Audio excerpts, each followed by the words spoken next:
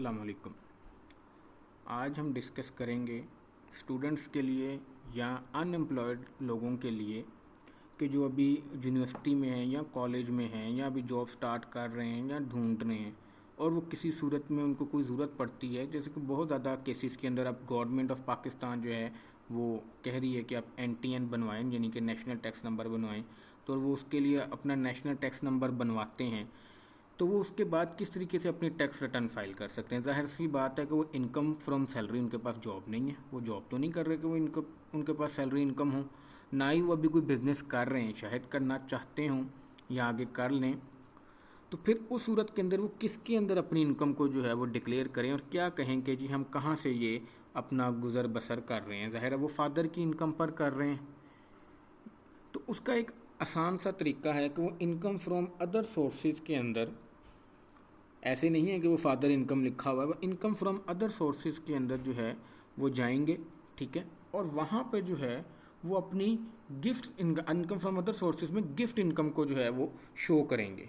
Income from other sources में gift income को जो है वो शो कर देंगे। अच्छा, ये मैं यहाँ पे ये बताता जाऊँ कि और इसी तरीके से वो अपनी वेल्थ स्टेटमेंट के अंदर भी अभी हम इसको आगे डिस्कस करेंगे। लेकिन वो अब ज़रा यहाँ पे एक चीज़ डिस्कस कर लें कि यहाँ पर वो जो इनकम फ्रॉम अदर सोर्सेज के अंदर लेकर आएंगे, मसलन फ़र्ज़ करें कि वो अपने फादर से जो है वो साल का, हम ज़रा कम अमाउंट रख रहे हैं, साल का जो है वो अपने फादर से 1.5 लाख रुपया लेते हैं।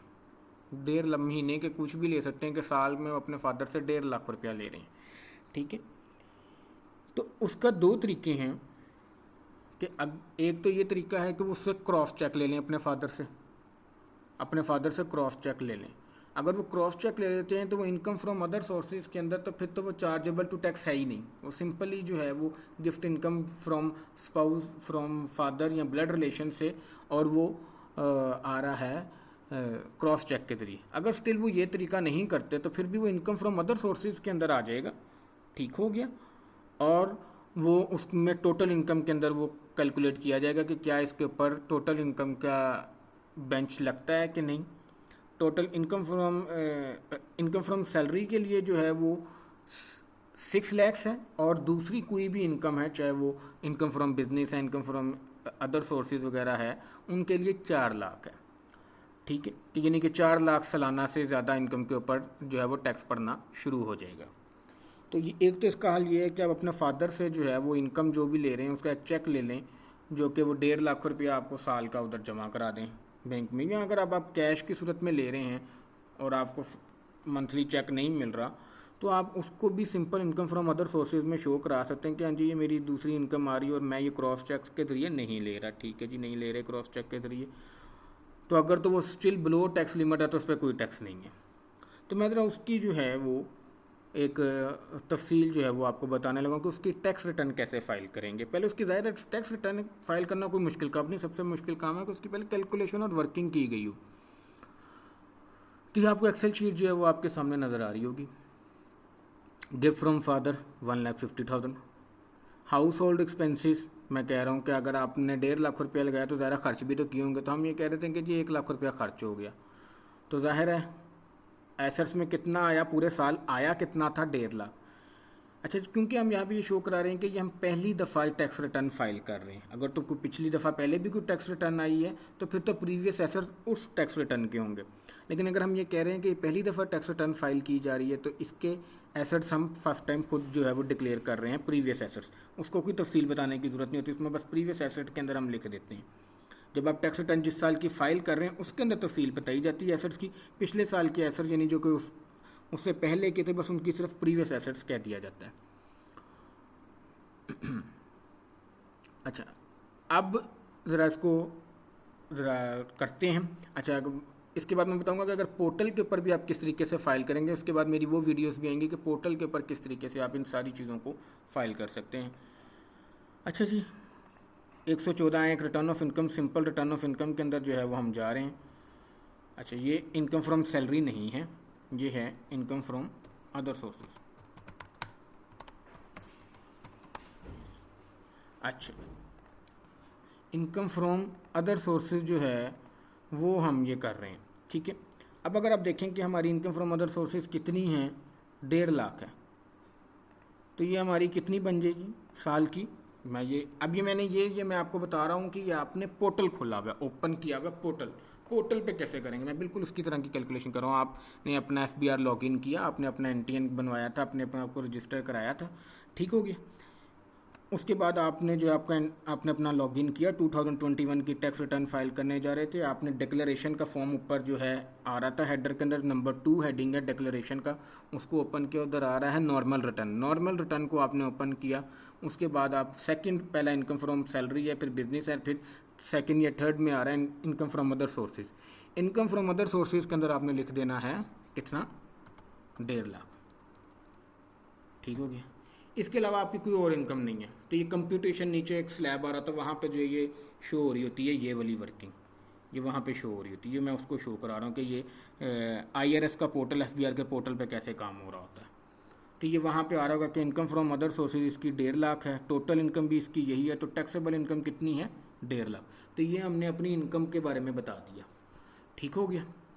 अब चलते हैं, यहाँ तक हमने रिटर्न ऑफ इनकम फाइल कर दी कि भाई मैंने 1.5 लाख रुपया लिया इनकम फ्रॉम अदर सोर्सेज में से, चाहे मुझे क्रॉस चेक ना भी आया हो। अच्छा, उसके बाद क्योंकि साथ हर बंदे को या हर इंडिविजुअल AOP होता है, पार्टनरशिप, सबको जो है वो टैक्स रिटर्न के साथ साथ वेल्थ स्टेटमेंट भी फाइल करनी होती है, फिर ही ये टोटल बनता है। तो अब आप मुझे इसमें सबसे पहले आ रहा था, पूछता है आपके पर्सनल एक्सपेंसेस कितने हुए। आपने यहाँ पे हाउस होल्ड या अदर पर्सनल, इसका कोड होता है 7087, वो जो है वो आपने हाउस होल्ड एक्सपेंसेस या अदर पर्सनल दोनों का एक ही नाम दिया गया है, उसके अंदर आपने लिख देना कि भाई मेरे एक्सपेंसेस 1 लाख रुपए के हुए। तो ये साथ ही पर्सनल एक्सपेंसेस के वो हेड को कंप्लीट कर देगा, जी हाँ जी पर्सनल एक्सपेंसेस आपके 1 लाख रुपए के हुए। अब आ जाए जी एसेट्स के अंदर। एसेट्स के अंदर ये यहाँ पे 2-3 मैंने लिखे हुए हैं, इन्वेस्टमेंट है, मोटरसाइकिल, कैश इन हैंड, ठीक है। तो अब हम यहाँ पर अगर ये बात करते हैं कि फादर ने जो है वो पैसे बैंक में नहीं दिए, कैश की सूरत में दिए हैं, तो हम यहाँ पर लिख देते हैं कि जी हमारे एसेट्स थे कैश की सूरत में, ठीक हो गया। ये सारी आ रही होंगी, यहाँ पर आपको कुछ लिखने की ज़रूरत नहीं, वो ऑटोमेटिकली नील ही रहती हैं। तो टोटल एसेट्स मेरे पास कितने हुए इस साल के, 1.5 लाख, ठीक है। तो ये पोर्टल ने सारा डाटा उठा लिया होगा, पर लाइबिलिटीज़ भी आपने कहा कोई नहीं हुई, तो नेट एसेट्स कोई क्या हुए, 1.5 लाख हुए।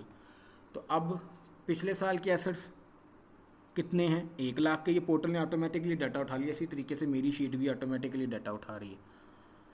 नेट एसेट्स इस साल के कितने हुए, 1.5 लाख के, पिछले साल के थे 1 लाख के, 50,000 रुपये का इजाफा आया, ठीक हो गया। आपने कहा इनकम हमारी कितनी, और आपने कहा हमारे खर्चे कितने हुए, 1 लाख, ये भी पोर्टल खुद ही उठा लेता है।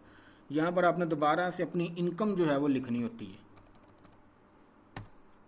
तो आपने जब अपनी इनकम लिखी तो अनरिकनसाइल्ड अमाउंट 0 होगी, जो कि आपको चाहिए थी। तो ये आपकी वेल्थ स्टेटमेंट, ये है वेल्थ स्टेटमेंट, और ये है वेल्थ रिकॉन्सिलेशन जो है ऑफ नेट एसेट्स हो रही है, ये रिकॉन्सिलेशन हो रही है कि हाँ जी ये बात बिल्कुल ठीक है। अब आप देखें कि हम कह रहे हैं कि पहले हमारे पास 1 लाख के एसेट्स थे, इस साल हमारे पास 1.5 लाख के एसेट आए। तो उसने कहा कितना इंक्रीज़ आया इस साल एसेट्स में, 50,000 का इंक्रीज़ आया। कैसे आया, हमने कहा जी अब्बू ने भेजे 1.5 लाख, उसमें से 1 लाख रुपया हमने खर्च कर लिया, तो 50,000 रुपये का इंक्रीज़ आ गया। अच्छा, ये एक सिंपल सी मैंने एक टैक्स प्लानिंग की जो है कि एग्जांपल करके जो है वो दी है। इसके अलावा भी जो है मैं इसके में और भी पराए हैं जिनको अंदर हम इसको डाल सकते हैं। अगर आपके पास कुछ एसेट्स मौजूद हैं जिनको आप डिक्लेयर करना चाहते हैं, जैसे अगर आपके पास कोई बाइक है या कैसे है, तो उसको भी हम प्रीवियस एसेट्स और इन एसेट्स के अंदर जो है वो करके टैक्स प्लानिंग करके ताकि किया जा सकता है। उम्मीद है आपको पसंद आई होगी।